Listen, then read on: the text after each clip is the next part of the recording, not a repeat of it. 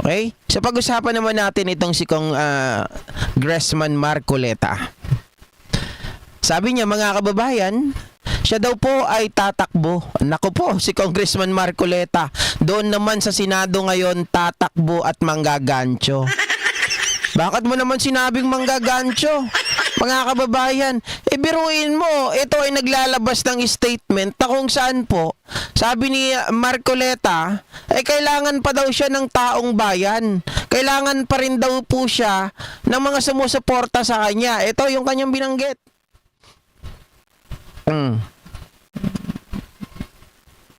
Teka lang ha. Ayan, sabi ni Marcoleta, I am now running for senator kasi po tapos na yung aking termino. Marami pong mga mamamayan natin, lalo na po yung mga sumusuporta sa atin, na kailangan pa rin nila yung aking paglilingkod. Ito ay in-announce ng isang Duterte supporter sa kanyang vlog. Kumbaga na-interview itong si Marcoleta na sinabi niya kailangan pa rin daw po siya ng mga sumusuporta sa kanya. Kailangan pa rin daw ang kanyang paglilingkod. Kayo ba ay kumbinsido na kailangan pa rin natin ang kanyang paglilingkod? Kasi ang inyong abang lingkod, mga ka-GP Natics, no? Sa totoo lang sa pinapakita ni Marcoleta noon, hinangaan natin to. Kasi akala natin, totoong tao, maprinsipyo. 'Di ba? Via ABS-CBN, tapos naging kumampi rin ito sa Uniteam. Akala natin matino. Ang dami kong video dito kay Marcoleta nung panahon na ako ay nakababad sa FB. Halos etong si Tulpo, mga kababayan, binabanatan nitong si Marcoleta kasi nga hindi maupuan yung tungkol doon sa electricity. Si Marcoleta lang ang umuupo. Inaatake niya ng gusto si Tulpo. Ako naman tuwan-tuwa. Ang talino talaga ni Marcoleta.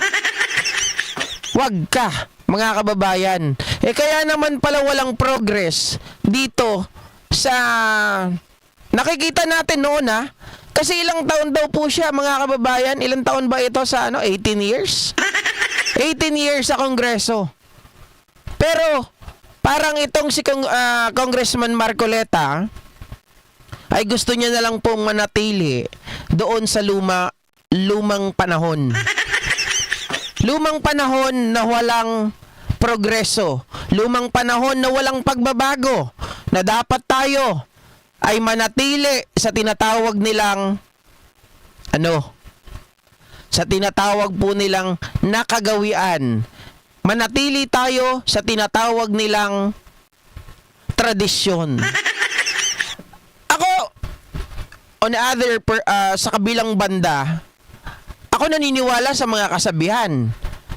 Naniniwala nga ako sa mga anting-anting. Naniniwala nga ako sa usapang mga mangkukulam at mga mambabarang at manggagamot. So hindi ko inaalis yun. Na tayo, pwede tayong manatili sa mga bagay na may tradisyon tayo. 'Di ba? Pero mga kababayan, mga ka-GP Natics, ibang usapan pagdating sa tinatawag po natin na progreso na kailangan nating sumabay sa modern technology at kailangan iwanan natin yung tinatawag nila na old tradition na yan, walang hiya na yan. Gusto mo bang susunod tayo sa isang old tradition at ang kapalit, mga ka-GP Natics, ay hahayaan na lang natin ang pambabalahura? Huwag na natin questionin kung saan ginastos yung pera ng taong bayan at hindi na natin papansinin kung paano nilustay, hindi na natin papansinin tatalon na lang tayo at magbibigyan yung mga taong meron tayong nakikitang problema. Ganun ba yung gusto ni Marcoleta?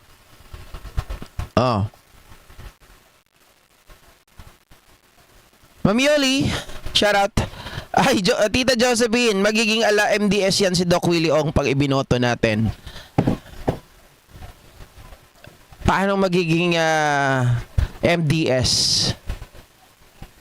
Hindi, kaya ako naman tinanong yung kanina, baka mamaya, imbis na humaba pa ang kanyang buhay, baka madali ang kanyang buhay dahil sa stress, di ba?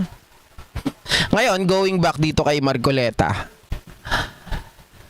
tatakbo ka pa ng tatakbo ka pa ng Senado, wala kang ang paninindigan, 'di ba? Nung nakita mo na pang 32 ka sa survey, kasi pang 32 ito sa survey si Marcoleta, yun noon, hindi siya pumapasok sa top 12. Mga kababayan, nung hindi siya pumapasok doon sa top 12, ilan ba kailangan nun? Kung di ako nagkakamali, parang ata 16 ata yung kailangan. Tama ba ako? O mali ako? Basta hindi po siya pumapasok sa top 12 itong si Marcoleta. Pang 32 ang kanyang si nanay ko. Nay? Ito kasi INC, di ba? Si Marcoleta. Sabi pa ni nanay ko, ito daw si Marcoleta, hindi daw po sinuportahan ng INC. May problema tayo pag ganon. Kung hindi, isa kang INC tapos hindi ka sinuportahan ng INC, ano ibig sabihin nun? May problema itong si Marcoleta, mga kababayan. Nanay ko nagsabi, hindi ako na hindi raw sinuportahan ng INC itong si Marcoleta. So walang tiwala sa'yo, ganun ba yun? Sabi ni Ma'am Josephine, ganun pa rin ang boto ni Marcoleta, baka lalo pang bumaba ang boto niyan. No, palagapakin natin, sigurado mga kababayan. Di ba, nakita naman natin yung asal nito ni Marcoleta. Talagang ipaglalaban niya kahit mali. Sabi niya, meron pa siyang isang video na sinabi na siya daw ay tatakbo dahil yung mga classmate daw niya sa House of Representative ay mga bobo. Sinabihan niya talaga na mga bobo daw. Wala daw alam. Akala daw niya ito daw ay may mga edukasyon. Subalit, wala daw po pala, mga kababayan, dahil yung nakagawian na tradisyon na dapat ay ang Vice President ay hindi po subject ng questioning. Yun ang sabi niya. Paano mo naman pwede bang manatili tayo na ang Vice Presidente hindi mo kukwestiyonin despite the fact na nakikita na natin na may problema na? Ibig sabihin, papabayaan lang natin? Mahirap kasi kapag etong si Marcoleta, 'di ba? Ipagtatanggol niyan. At sabi ko nga sa inyo, critical po ang 2025 para sa ating Pangulo. Pag pumasok ang mga PDP laban at na-overpower nila ang Senado,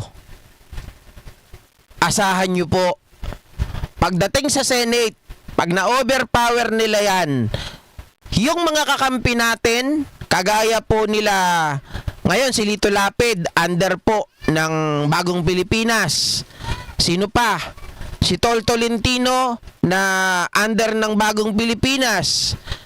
Dating Duterte. Etong si Abalos na dati rin namang pet ni Duterte. Etong si Bong Revilla. Mga kababayan, yung mga Cayetano na ngayon under ng Bagong Pilipinas. Sino pa? Si Amy Marcos. At marami pang iba.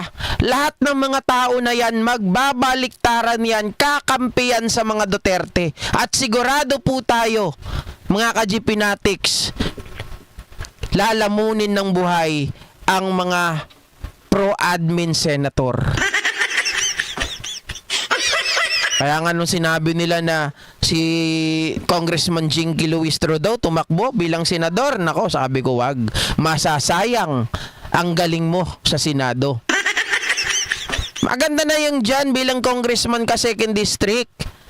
Dahil siguradong matutulungan mo yung mga constituents, di ba? Jenny Bautista, sinong vlogger ng BBM, ang PBBM ang tatakbo? Hindi ko po alam eh. Nagbibiruan lang sila doon. Pero hindi ko alam kung meron talaga. Ma'am Yoli, para sa akin hindi ako pabor na siya rin ang may sabi na sobra siyang na-stress noong nakaraang eleksyon tapos tatakbo ulit. Eh wala tayong magagawa. Iyan yung kagustuhan niya eh. Tumakbo ulit, di ba? Oo. Sabi ni Ma'am Judy Patan, no voted for Dante Marcoleta. Utak ipis din po yan. So, dahil mabilyar, magbubulag-bulagan ayon sa kanilang kagustuhan, sa kanilang kapakinabangan. Tama. Diba? Bay natulig si Mark Gamboa? Hindi. Ewan ko lang. Hindi ko talaga sure eh. Nagtatawanan kasi sila sa GC namin. Eh, tinitingnan ko yun. Totoo ba? Eh, di ba, content ni Chris Ulo? Hindi ko alam eh. Kung talagang tatakbo. Alam nyo naman kasi yun, puro mga kengkoy. Talagang masayahin sila doon. Kaya kung ano-ano lang trip ng mga kasamahan namin. Sabi ni Jenny Bautista, si Tito Soto lang ang boboto ko sa mga artista. Kaya lang, you have to choose. Tandaan nyo po mga kababayan, kailangan yung pumili ng 12. Bakit? Bakit ko nasasabi? Kailangan 12 ang iboto ninyo. Whether you like it or not. Kasi mas delikado po na tayo ay matsambahan. Let's say, kayo ay pro-government. 'Di ba? Eh sa lineup nitong si PBBM, wala na si Aimee. Tama? So 11 na lang. 11 na lang. Ngayon, kung may makakapasok na hindi kayo boboto, isa lang yung boboto nyo, syempre yung 11 yan, bakante. Diba? Kung hindi kayo boboto ng pro-government na senator, mas malaki ang tendency na makapasok ang mga walang hiya na kagaya nitong mga to. Pwede nilang makuha yung Senate slot na 12 o sabihin nating 11. So overpower nila yung majority dati. 'Di ba? Magpapalit ngayon mga kababayan. Pag pro Duterte lahat 'yan ang nakapasok, kawawa po tayo. Walang may papasang batas. Maniwala po kayo. Lahat po 'yan kumbaga tatagal. Yung pabor lang sa kanila, yung maipapasa. At sigurado lahat, pagkakaisahan nila yung mga pro-government na mga senador natin. At hindi makakilos ng gusto ang ating presidente. So you better, 'di ba? Better na lang na kayo ay bumoto. 'Di ba? Maglaban-laban sila sa 12. Huwag na nating papasukin itong mga DDS. Si Marcoleta, yung mga si Bato, wag na natin yan. Itong si Bongo, yung mga Duterte, wag natin papasukin. Pag nakapasok yan, kawawa tayo. Sabi ko nga sa inyo, pag na-overpower nila ang Senate, magbabaliktaran din yung kakampi ni Pangulong Bongbong Marcos. At kapag nangyari yon, may hirapan talaga tayong lahat. Diba? Ako, sa totoo lang, nasira ng gusto si Marcoleta eh. Nung lumabas pa siya, lalong-lalo na nung kay Sara, naku, kawa. Sabi ko, handa pala tong magpakatuta, handang magpakatanga, at handang magpakabobo. Para lang sasabihin na kailangan we have to obey, we have to abide the old tradition. And that tradition, the Vice President is not subjected daw to question. Puta, ragis na yan.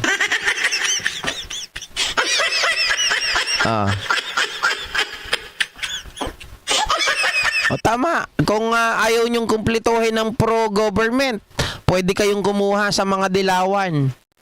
'Di ba? Kayo na lang ang bahala, matatalino naman kayo eh. Alam nyo yun.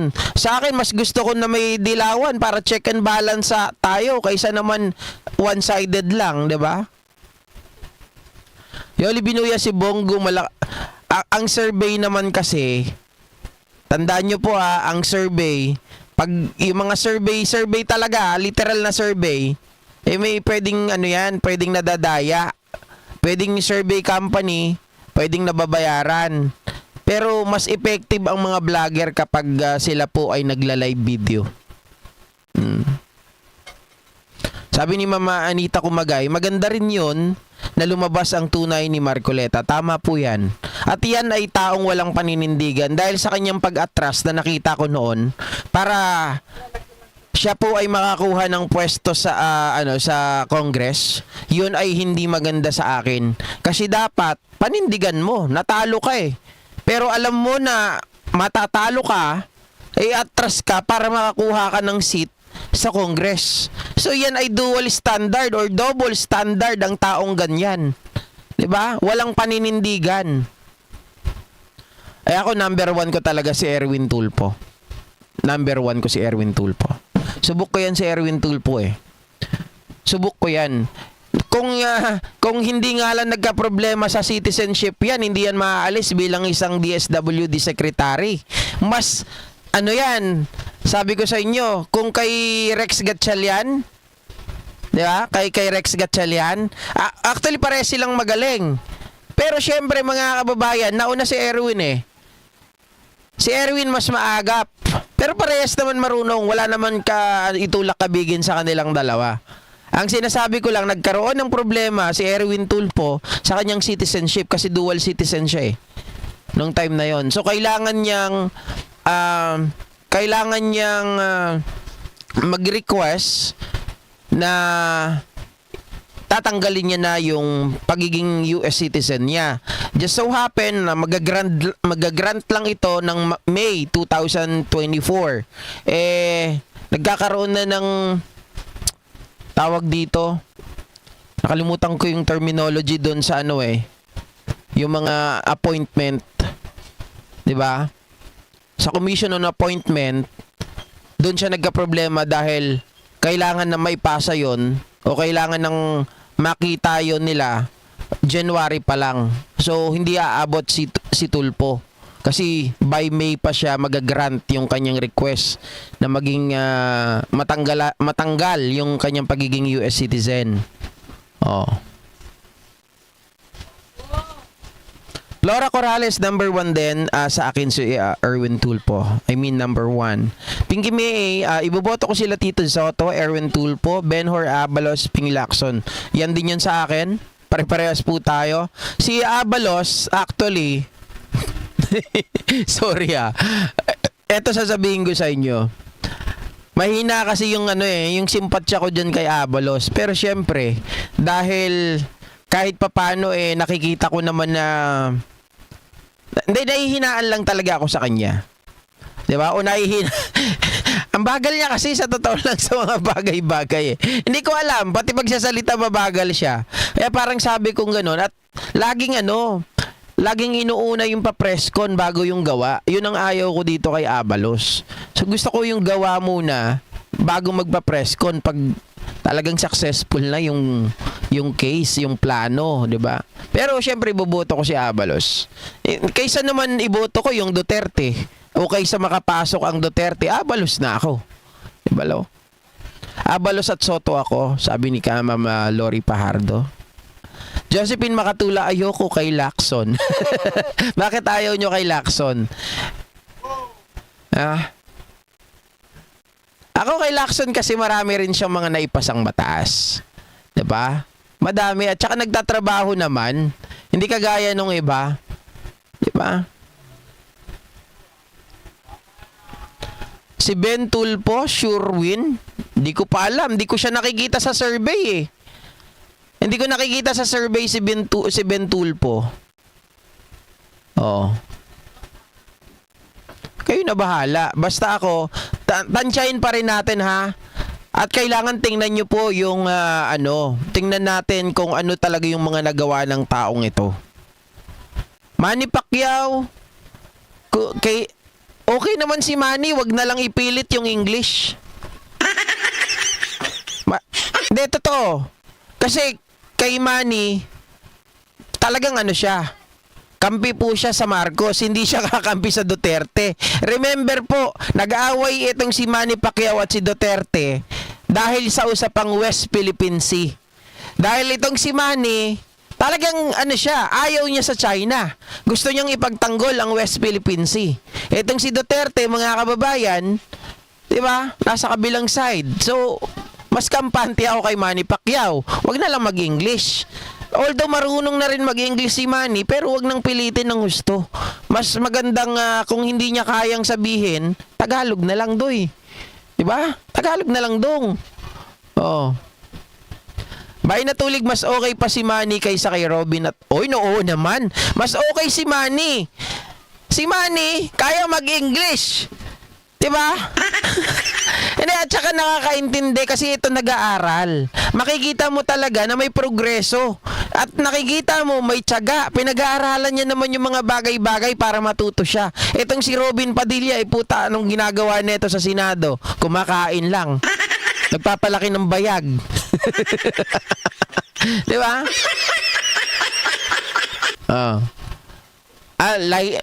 Pagtatakbo si Laila de Lima, boboto ko si Laila de Lima. Ang iboboto ko dyan, si Laila de Lima, iboboto ko na rin si Luke Spiritu. Hindi, nakita nyo naman yung debate nung ni Luke Spiritu, di ba? Nung nakaraang eleksyon, ano lang siya eh, magaling si Luke Spiritu nung nakikipagdebate siya nung 2022 election, bago magkaroon ng eleksyon, nakipagdebate siya sa SMNI. Ang problema lang dito kay Luke Spiritu, pinaramdam niya kasi, pinakita niya na anti-PBBM siya. Kaya po hindi binoto. Pero wag ka, magaling si Attorney Luke Spiritu. Diba? So, parang nakikita ko, pag nandun siya sa Senado, another Risa Hontiveros ang datingan. Oh, 'di ba? Syempre pag may Luke Spiritu, Risa Hontiveros, Laila de Lima, pwede na 'yun sa akin. Yun yung si Chel Jokno pwede rin bilang isang abogado kasi mas gusto ko abogado eh. Oh, si Spiritu abogado rin 'yun. Lakay Romy Vlog, shoutout. Bay na tulig. Si Laila de Lima party list lang si Laila de Lima. Sabi ni Victoria Yarte, Luke Spiritu pro NPA yan. Teka lang. Tingnan nyo naman kasi, pro NPA. Marami tayong sinasabi pro NPA sa Congress. Nakikita natin, nandyan si Manuel, nandyan si Brosas, nandyan itong si, tawag dito? Si Franz Castro. Pero umuubra ba sila? Hindi, di ba? Hindi sila umuubra. Parang sila nga yung nagbibigay ng para sa akin, kung papipiliin ako between Castro, Brosas, Manuel, doon na ako sa kumpara kay Robin Padilla, kay Bongo. Kasi itong mga ito, makikita natin na kahit na sila ay talagang nag-o-oppose, pero at the end of the day, at the end of their statement, lagi merong remedy itong mga ito. 'Di ba? Constructive ang sinasabi nila. Hindi katulad ng mga politiko na nandyan sa Senado ngayon na nagpapalaki lang ng bayag. Wala talagang nababanggit. Itong mga ito, meron po silang kumbaga ang agenda nila laging may remedyo sa dulo. O bibirahin ka nila. Tama. Yayariin ka nila. Titirahin ka nila. Questionin ka nila. Pero laging may nakahanda na resolusyon sa dulo. Kung hindi man resolusyon, meron silang suggestion on how na mapapaganda yung bagay na ito. Diba? Sabi ni Jenny Bautista, Jerbil Luistro, no? Wag. Sayang si Congresswoman Luistro pag napunta ka agad sa Senado. May plano pa yan sa may plano pa yan sa Batangas. Ang sabi niya, gusto niyang butasin ang Tingloy na kung saan po para magkaroon na ng passage yung mga taga Batangas na makarating doon. Lalagyan nila ng tulay, mga kababayan. At nakita ko po ang progreso simula nung umupo yung asawa niya. At bago siya umupo, talaga naman dire-diretso ang progreso. Yan ang pangarap niya. So matapos niya yung sa Congress, after niyan, kung pwede sa Congress, sa Senate, din, di ba?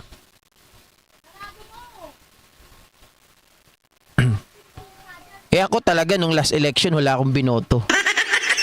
Kahit si PBBM hindi ko binoto. Kahit si BP hindi ko binoto. Ako, si JDB, si Papa Bin hindi kami nakaboto. Inaway nga kami ni Inaway nga kami ni Mami Peng. Kasi pinagpalit daw namin yung boto namin. Kasi sabi namin, okay, panalo na si PBBM dyan eh. Kahit anong gawin natin. However, ang kailangan nating makita mabantayan yung pwedeng magmanipula. Baka mamaya masingitan tayo, yung panalo ni PBBM masira, mawala. 'Di ba? Yun. Pag sinabing Jenny Bautista, pag sinabing constructive, yan ay good criticism. 'Di ba? Nagki-criticize ka, pero criticize mo lang yung trabaho. Kino-question mo lang yung trabaho, hindi ka kagaya ng iba na ad hominem. 'Di ba? Buhay na ng tao, hindi na align sa trabaho, yun ang binabanatan mo. At the same time, pag sinabing constructive, tinitira mo siya, pero ikaw, sa dulo, meron kang suggestion. Meron kang remedyo.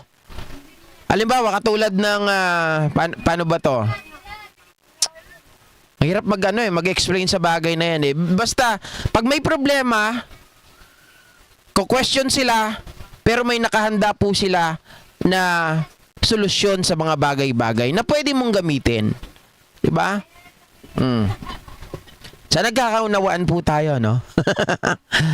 Oh. Sabi ni Dave Oka, sana bumalik si Gordon. Mas okay yan kaysa kay Bigote. Oo naman. Oo, sabi ni Mary Ann Gimon, magaling si Luke pero communist. Yun kasi yung naiisip natin, mga ka-GP, no? Magaling pero communist, laging may kontra. Pero tingnan nyo naman, magaling kasi sa akin, sa totoo lang, sa leadership, tingnan nyo si Speaker Martin. Alam natin lahat na sinasabi, komunista si Franz Castro, komunista si Raul Manuel, komunista si Arlene Brosas. Pero ano ba sila? Kaya ba nila yung Congress natin? Di ba? Mga kababayan, sa totoo lang as a whole nagtatrabaho yung Congress.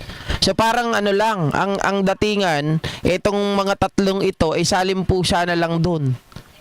'Di ba? Hindi mo siya, kumbaga, hindi mo mararamdaman yung bigat. Hindi katulad nung mga pabigat na hinayupak sa Senado. Oh. Ma'am Yuki, nahuli ako. Okay lang. Mamaya may live pa ulit tayo, wag kayong mag-alala.